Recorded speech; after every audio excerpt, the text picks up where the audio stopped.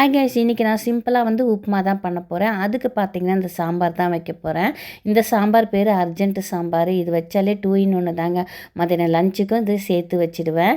இது ஒன்றும் இல்லை, பருப்புலேயே வெங்காயம், தக்காளி, பூண்டு, அப்புறம் சாம்பார் பொடி எல்லாத்தையும் போட்டு ஒன்றா வேக வச்சுட்டு தாளிக்கும் போது மட்டும் பார்த்திங்கன்னா சின்ன வெங்காயம், கொஞ்சம் பூண்டு தட்டி போட்டு இதை தாளிச்சிட்டோம்னா சூப்பராகிடும். இது தோசை, இட்லி, பொங்கல், சாதம், உப்புமா எல்லாத்துக்குமே செட் ஆகும். இது ஒன்று செஞ்சிட்டாலே நம்ம நிறைய இதுக்கு மேட்ச் பண்ணிக்கலாம்.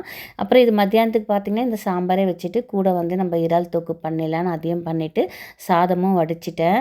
எனக்கு போன வாரம் மார்க்கெட் போயிட்டு வந்த வெங்காயம் தக்காளிலாம் தீர்ந்துச்சு. போகணுமே அப்படின்னு நினச்சிட்டே இருந்தேன்.